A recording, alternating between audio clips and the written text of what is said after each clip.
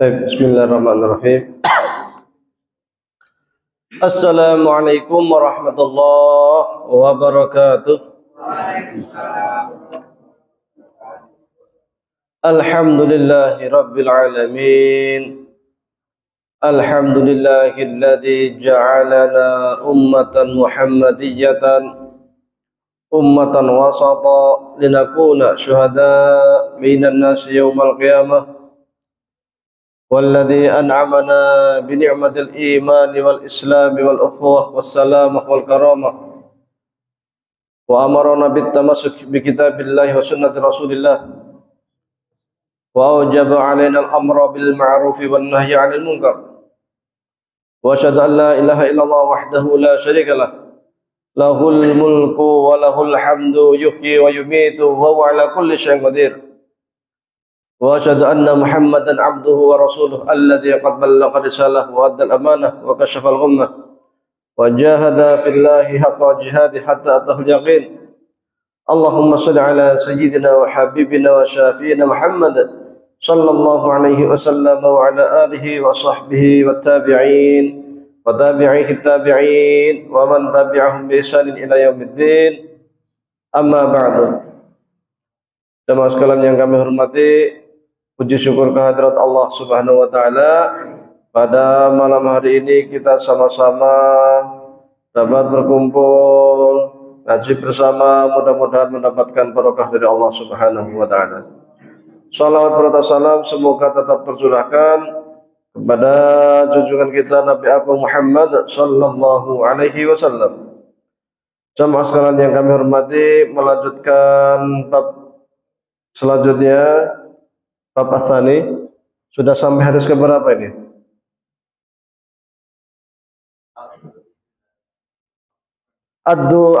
Addu zakat abdalikum sudah? Ya. Oh benar berarti. Ikut ya. Wa qala sallallahu alaihi wasallam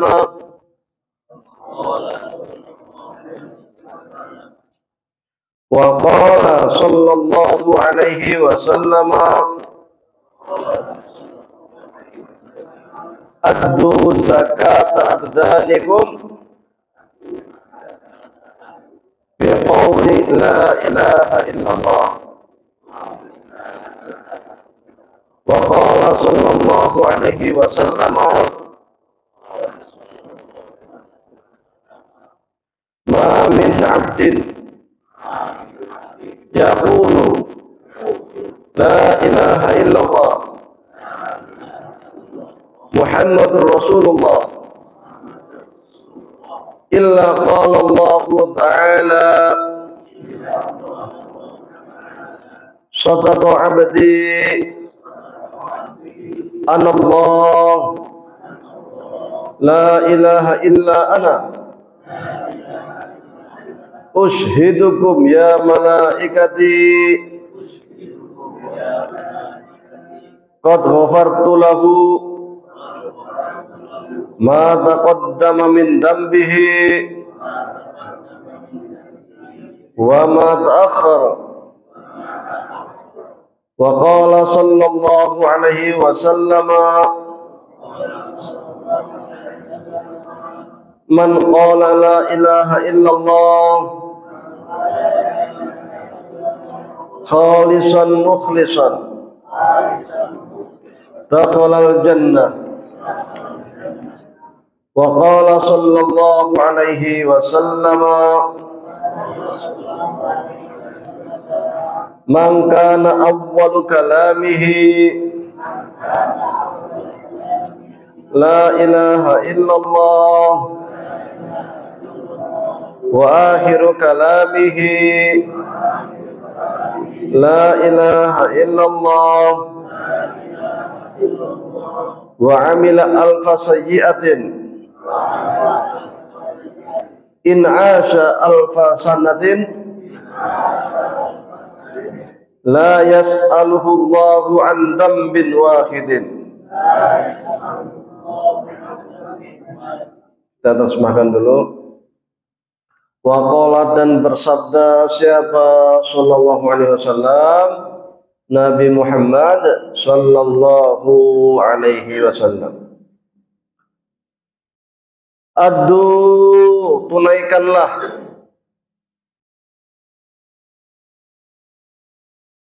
Addu, tunaikanlah zakat abdanikum, zakat badan kalian,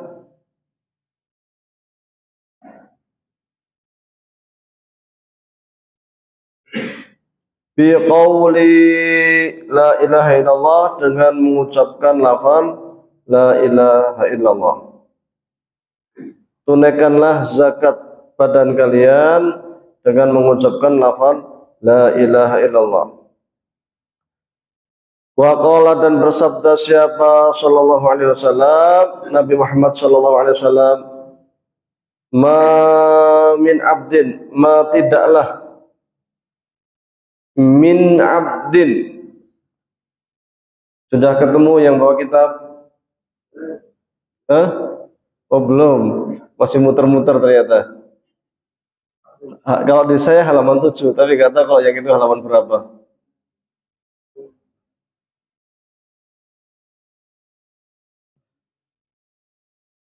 Halaman berapa? Halaman 6. Halaman 6. Hadis yang tengah-tengah.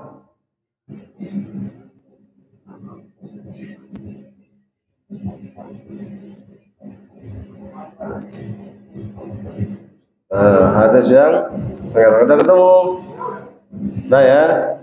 Ya, saya ulangi. Addu zakat abdadikum, tunaikan zakat badan kalian, bi qauli la ilaha illallah, dengan mengucapkan lafaz la ilaha illallah. Wa qala sallallahu alaihi wasallam, dan bersabda Nabi Muhammad sallallahu alaihi wasallam, ma min abdin, tidaklah seorang hamba, tidaklah seorang hamba, yaqulu, berkata la ilaha illallah Muhammad Rasulullah, illa, kecuali qala, berfirmanlah Allah Ta'ala, sadaqa, sungguh benarlah, sungguh benarlah, abdi, hambaku, ana, adapun saya itu Allah. Anallah, saya Allah. La ilaha illa ana, tidak ada Tuhan selain saya.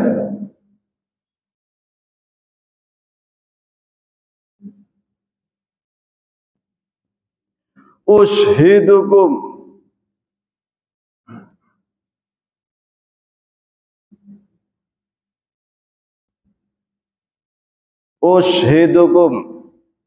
aku perintahkan kepadamu wahai malaikat, ya malaikati, wahai malaikat, untuk bersaksi, atau ushidukum, bersaksilah wahai kamu semua ya malaikati, wahai malaikat, qad ghafartu, atau saksikanlah ya, saksikanlah olehmu sekalian wahai malaikat, qad ghafartu, aku telah mengampuni, lahu, baginya,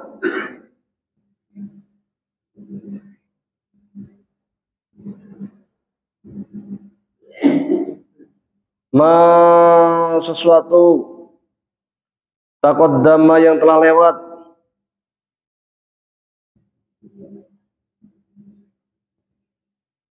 min dambihi, dari dosa-dosanya,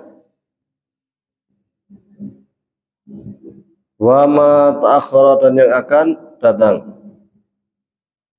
Ya, saya ulangi, ma min abdin yaqulu la ilaha illallah Muhammad Rasulullah, tidaklah seorang hamba mengatakan la ilaha illallah Muhammad Rasulullah, illa qallallahu ta'ala, kecuali Allah akan berkata kepada hambanya itu, sadaqa abdi, sungguh hambaku telah benar atas apa yang dia katakan.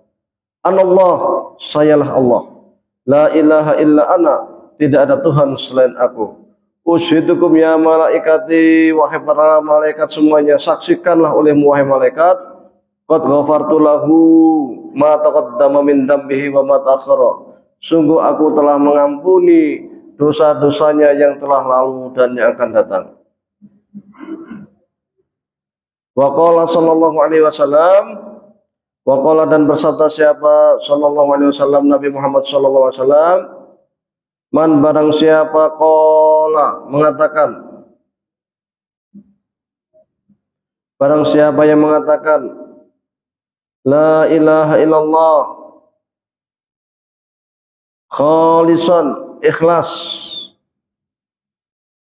khalisan dia ikhlas, mukhlisan ikhlas, sama ya,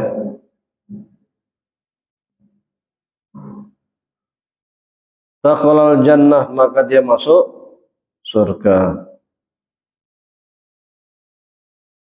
Man qala la ilaha illallah khalisan mukhlisan dakhalal jannah.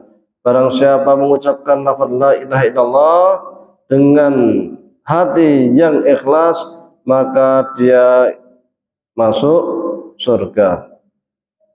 Wa qala sallallahu alaihi wasallam, man barang siapa kana awwalu kalamihi, yang awal perkataannya la ilaha illallah,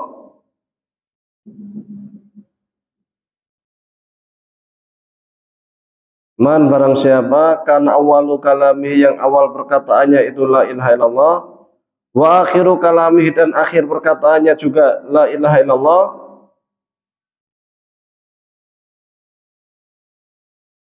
ya, wa amila, dan dia telah melakukan alfa sayyi'atin, 1000 kesalahan. Dia sering mengucapkan kata la ilaha illallah, la ilaha illallah, tapi dia banyak sekali kesalahannya, melakukan 1000 kesalahan. In asya alfa sanatin, sekiranya dia itu hidup 1000 tahun.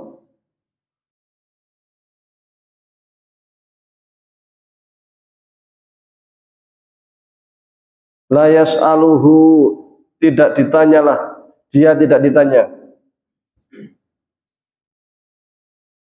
Siapa yang menanyakan? Allahu, Allah. An dambin wahidin, dari dosanya satupun. Saya ulangi, barang siapa yang awal perkataannya itu la ilaha illallah, wa akhiru kalamihi la ilaha illallah, dan akhir ungkapan yang dia ucapkan sebelum meninggal itu juga la ilaha illallah, kemudian dia amila alfa sayyatin, melakukan 1000 kesalahan, apa yang akan didapatkan? In asya alfa sanatin, sekiranya dia itu hidup sepanjang 1000 tahun, maka kelak di akhirat la yas'aluhullahu an dzambin wahidin, tidak akan ditanyakan dosa-dosanya meskipun satu dosa pun tak ditanyakan. Kita akan terangkan dari awal. Addu zakat abdanikum biqauli la ilaha illallah, tunaikanlah zakat padamu dengan mengucapkan la ilaha illallah. Zakat itu aslinya adalah mengeluarkan harta berlebih yang kita miliki, itu zakat. Dan di dalam zakat itu ada aturannya, ya. Ada zakat yang ada nisab dan haul. Umumnya tidak semua. Ada zakat itu umumnya ada nisab dan haul. Nisab itu batas minimal. Batas minimal orang dianggap sudah kaya. Kalau pedagang, kisaran keuntungan bersih selama setahun 83 juta untung bersih, ya. Setelah dipotong transportasi, dipotong untuk membayar bekerja jika ada, dan lain-lain. Itu selama setahun itu untung bersih kisaran 83 juta. Maka dia wajib zakat 2,5%. Atau orang punya kambing 40 sampai setahun. Setahun ya. Kalau satu sekarang beli kambing 100, bulan depan dijual ya belum zakat, belum setahun, belum sampai haul. Atau punya kambing 41, 1 tahunnya tinggal sehari, yang 3 dikasihkan ke adiknya. Besoknya pas tahun kurang 40, nggak wajib zakat. 3 hari kemudian diambil lagi, sini saya ambil, tak kasih 2.000, 20.000. Nyogok, itu ngakali zakat. Nggak boleh ngakali zakat, itu haram. Itu namanya apa? Makar ya. Makar dalam perbuatan atau perlakuan zakat haram, tidak dibolehkan. Jadi kalau belum sampai nisab tidak diwajibkan membayar zakat. Dulu pada masa Rasulullah SAW ada orang miskin mengadu ke Rasul, ya Rasulullah, enak sekali ya jadi orang kaya. Kita sholat, mereka bisa sholat. Kita puasa, mereka bisa puasa. Mereka zakat, kita nggak bisa zakat. Mereka sedekah, kita nggak bisa sedekah. Maka kata Rasul, bukankah di dalam perkataan kalian, di dalam zikir kalian itu sedekah? Maka di sini sama ini. Jadi dengan kita mengatakan la ilaha illallah, itu kita sudah membayar zakat tubuh kita. Karena tubuh kita itu kenikmatan, dikasih kesehatan, alhamdulillah. Dikasih sehat, matanya bisa melihat, alhamdulillah. Kakinya bisa jalan, nafasnya bisa ambekan dengan baik, alhamdulillah. Maka kita bersyukur. Dengan apa? Mudah sekali bersyukurnya. Cukup mengucapkan la ilaha illallah, la ilaha illallah. Ringan di lisan, tapi pahalanya sangat luar biasa. Hadis kedua, ma min abdin yaqulu la ilaha illallah Muhammad Rasulullah illa qala Allah Ta'ala shadaqa abdi anallahu la ilaha illa ana. Jadi ketika ada orang yang mengatakan la ilaha illallah, Allah itu sangat bangga sekali, senang sekali. Sampai mengatakan ketika kita mengucapkan la ilaha illallah, dijawab sama Allah, apa yang dikatakan oleh hambaku ini benar. Karena memang hanya saya, Allah. Tidak ada Tuhan selain saya. Kemudian Allah akan mengatakan kepada malaikat ketika kita mengucapkan la ilaha illallah, la ilaha illallah, Allah kemudian akan mengatakan, wahai malaikat, kalian semua ke sini, kumpul, ya. Saksikan oleh kalian semua, qad ghafartu lahu ma taqaddama min dambi wa ma ta'akhkhar. Saya ampuni seluruh dosa-dosa yang telah lalu dan yang akan datang, hanya dengan mengucapkan la ilaha illallah. Tapi harus diingat, yang sering saya sampaikan berkali-kali, bukan hanya la ilaha illallah saja, tetapi terkait dengan dampak atau implikasi ya dari ucapan la ilaha illallah itu. Apa itu? Yaitu kewajiban menjalankan, melaksanakan syariat Islam, sholat, puasa. Karena la ilaha illallah itu menjadi tanda seseorang telah masuk Islam, tanda bahwasanya seseorang itu muslim. Syaratnya la ilaha illallah itu diikrarkan di dalam hati dan lisan, maka kemudian wajib dibuktikan dengan amal perbuatan, atau jika ingin sempurna harus dibuktikan dengan amal perbuatan. Amal perbuatannya itu adalah sholat, puasa, amal soleh ya, dan lain sebagainya. Maka ketika dia itu mengucapkan la ilaha illallah Muhammad Rasulullah dengan sepenuh hati, seperti yang disampaikan, dikatakan oleh para sahabat, dan kemudian dia tidak melakukan hal-hal yang dilarang oleh Allah, maka dia akan diampuni dosa-dosanya. Sekiranya dia bermaksiat, banyak beristighfar, kemudian banyak mengucapkan la ilaha illallah, maka Allah juga akan mengampuni dosanya dengan syarat tidak terkait dengan dosa yang berhubungan dengan sesama manusia. Kalau terkait dengan dosa yang dilakukan oleh sesama manusia, maka dia harus minta dihalalkan terlebih dahulu. Harus minta maaf. Kalau punya utang harus dibayar. Kalau pernah nyolong ya harus datang minta maaf dan mengganti. Kalau pernah merusak barang orang harus diganti dan minta maaf. Selagi hamba itu belum memaafkan, maka ampunan Allah juga belum turun. Tetapi ketika hamba sudah memaafkan, maka Allah akan memaafkan. Maka lebih berat dosa kita, kesalahan kita dengan sesama manusia dibanding dengan Allah. Maka ketika seumpama dalam kondisi waktu sholat zuhur azan ada orang ketabrak, ketika ada orang yang melihat, wajib mendahulukan untuk membantu orang yang kecelakaan. Kalau dia kemudian sholat dululah zuhur, ya keburu mati orangnya kan, maka dia menjadi dosa di situ. Meskipun dia bantu orang yang kecelakaan itu, dia bawa ke rumah sakit, tahu-tahu sudah jam 3, sudah asar, maka dia cukup melakukan qodok sholat. Kalau dia sampai melalaikan hambanya sampai kecelakaan, sampai meninggal, dia malah tunggu dulu, tak sholat dulu. Nah ini malah dosa, karena ini terkait dengan hamba. Maka interaksi dengan hamba ini jauh lebih berat dibanding interaksi dengan Allah Subhanahu wa taala. Ya. Jadi tidak cukup hanya la ilaha illallah saja, tetapi juga harus ada implikasi, harus ada pengaruh lafaz la ilaha illallah di dalam kehidupan. Banyak-banyak mengucapkan la ilaha illallah tapi bermaksiatnya juga luar biasa, ya sama saja kan itu.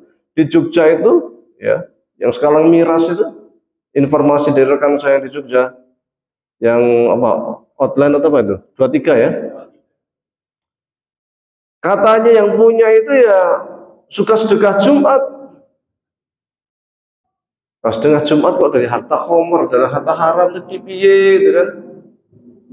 Dia mau sedekah Jumat, dia mau haji, umroh, nggak sah. Ibaratnya orang wudu dengan air kencing, nggak sah. Innallaha thayyibun la yaqbalu illa at-thayyibat. Allah itu maha baik, maha suci, maha bersih, tidak menerima kecuali yang baik-baik, yang suci, yang bersih. Jadi jangan kemudian, wah saya kan sudah la ilaha illallah, saya muslim, maka saya juga akan sedekah. Tapi dia tidak memikirkan bahwa hartanya itu dari harta yang haram. Oh, tidak bisa. Maka orang-orang koruptor itu, yang mereka itu juga umroh, yang mereka juga haji, percuma. Sudah gitu hajinya nyuap lagi. Itu berlipat-lipat itu. Lipat-lipat dosanya itu. Hartanya korupsi, hajinya nyuap. Aneh gitu ya. Jadi apa yang dia cari itu?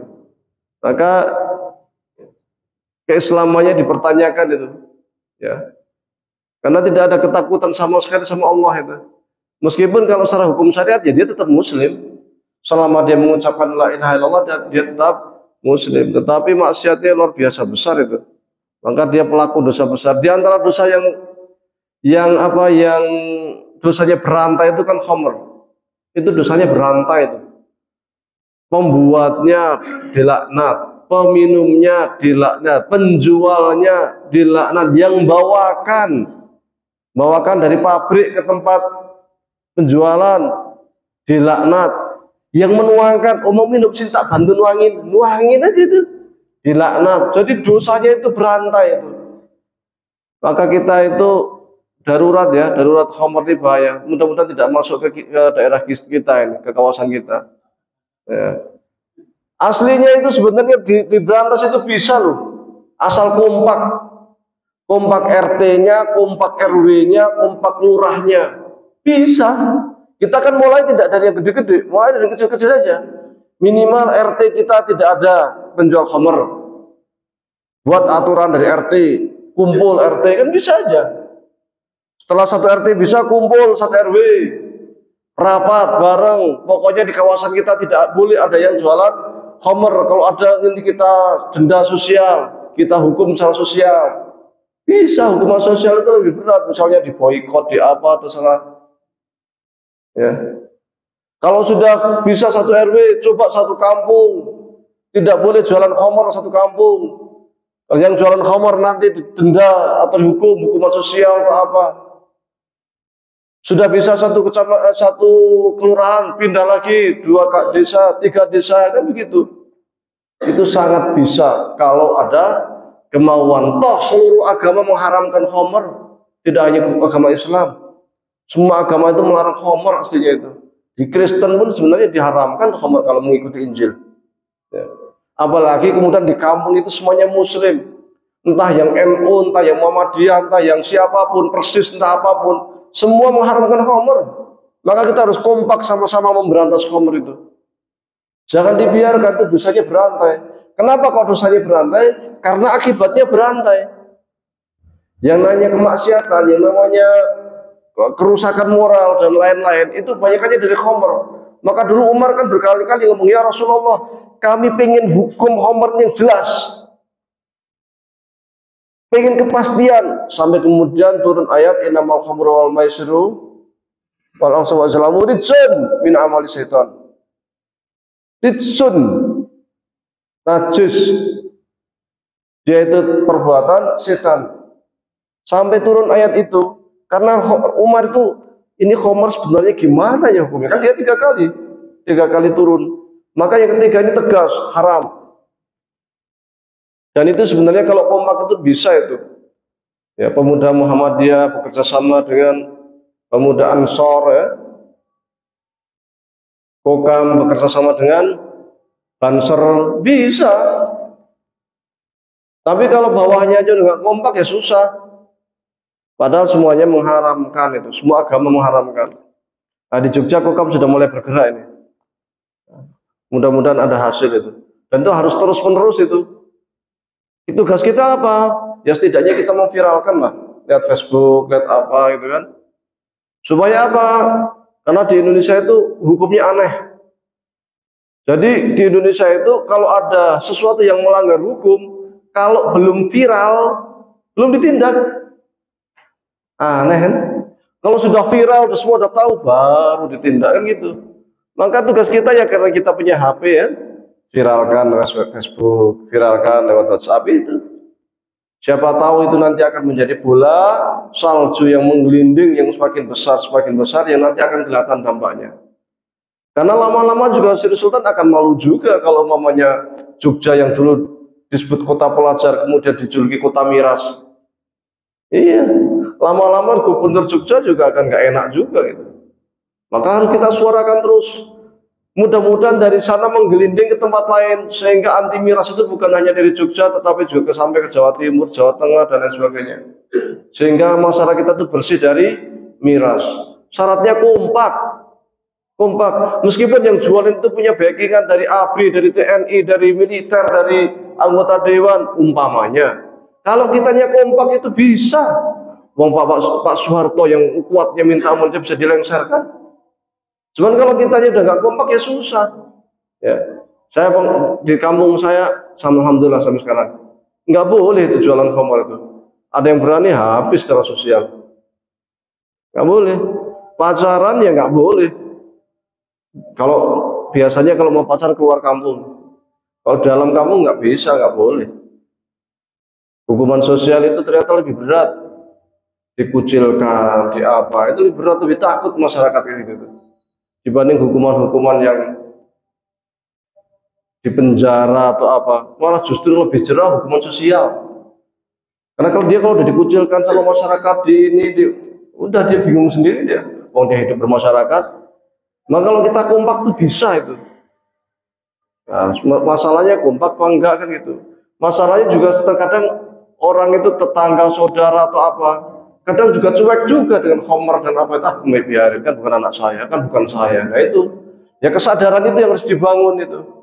Kesadaran bahwa khamr itu haram, membahayakan, itu harus dibangun dari keluarga, dari tetangga, dari kampung harus disuarakan supaya tidak ada itu. Itu khomer. Yang kedua masalah pacaran. Baru tadi dapat sharing itu, anak SMP sudah ngamar bareng tuh, Masya Allah, ngeri sekali. Ini gimana? Saya yang heran itu sebenarnya bukan anaknya, yang saya heran itu orang tuanya. Kok secuek itu? Kayak sudah acuh tak acuh sama anak, nggak punya rasa tanggung jawab. Yang saya heran itu orang tuanya. Anak main motor, jalan ke sana kemari, ya kok tenang-tenang saja. Ya kalau anak kan, ya namanya juga anak kan, namanya anak kecil, remaja, pengennya pelayan kan. Tapi apakah kemudian bisa diawasi orang tua apa enggak? Kalau orang tuanya ngawasi, orang tuanya itu negur, orang tuanya itu mengingatkan, saya pikir selamat. Tapi kalau dibiarin pulang malam, masalah. Masa anak SMP jam 10 masih keluyuran, jam 11 malam masih keluyuran, jangan sampai lah. Apalagi perempuan. Ya kalau udah jam 8 malam wajib di rumah. Anak perempuan jam 7 dah, isya wajib di rumah. Jangan sampai isya masih keluyuran. Kalau perlu maghrib udah di rumah. Ya, jangan keluyuran. Ya, kalau di kampung-kampung masih aman lah. Alhamdulillah tempat kami juga masih aman. Jadi nggak ada anak-anak kok keluyuran itu. Pas maghrib itu sudah nggak ada itu. Itu harus jadi perhatian bersama itu, RT-nya, RW-nya. Minimal kita sama jamaah Muhammadiyah, gerakan bersama itu perlu sekali. Memberikan kesadaran. Dulu waktu saya di Jogja dulu, sekarang kayaknya entah masih berlaku apa enggak. Itu ada tulisan itu jam 8 sampai jam 7 atau jam berapa itu? Jam 8 sampai jam 10 waktu belajar. Semua harus di rumah. Itu waktunya untuk belajar. Jadi nggak ada kok anak kok pelayan, anak kok jalan-jalan. Apalagi perempuan habis maghrib jam 7, jam 8, jam 9, 10 kok masih di luar. Orang tuanya ini harus sadar, ini nggak boleh, haram. Kalau anak seperti itu, anak berdosa, orang tuanya juga dosa itu. Membiarkan anaknya keluyuran itu dosa itu. Makanya punya anak, pegang anak baik-baik, hati-hati. Jangan biarkan keluyuran, bahaya. Nanti bisa kemana-mana. Kita nggak tahu di luar ngapain. Bisa jadi minum khamar kita nggak tahu. Bergaul sama rekannya nggak tahu. Ngamar nggak tahu. Baru pusing kalau masuk angin. Tahu-tahu anak ceweknya perutnya melendung, masuk angin, baru pusing kan. Dari mana? Loh, kemarin kemana? Gitu. Mumpung kita itu di daerah yang masih bukan kota besar lah. Kalau Candiroto, Ngaterjo ini kan bukan kota besar lah. Masih bisa diawasi anak itu. Jangan sampai keluyuran. Sosial itu juga masih bisa diawasi aslinya itu. Jangan sampai ada peredaran miras. Jangan sampai yang ketua RT, yang ketua RW, yang Pak Lurah itu perlu tuh buat data itu. Siapa saja yang masih jual miras, datangi. Wong secara undang-undang itu nggak boleh kok. Secara undang-undang kan nggak boleh kecuali di tempat-tempat tertentu. Kalau nggak mau melapor polisi, masalahnya kalau lapor polisi bertindak apa enggak kan gitu, ini juga masalah lagi kan. Nah, makanya setidaknya hukuman sosial. Kalau hukuman sosial kita bisa melakukan, itu kan kesepakatan bersama. Maka itu pentinglah bertindak itu. Sebelum semuanya terlambat, sebelum semuanya rusak itu. Kasihan anak-anak kita itu, masa depan kita kasihan. Ya. Man qala la ilaha illallah khalisan mukhlisan dakhalal jannah. Barang siapa yang mengucapkan kata la ilaha illallah secara ikhlas, maka dijamin masuk surga. Maka ada kemudian di daerah kita suka membuat acara tahlilan ya. Tahlilan. Dengan tahlilan pastinya kan cuma mengucapkan la ilaha illallah, la ilaha illallah ya. Baca ayat-ayat Al-Qur'an, qul a'udzu birabbil falaq, qul a'udzu birabbin nas, qul huwallahu ahad. Dikir semua itu, dikir yang kemudian dia mendoakan orang yang sudah meninggal.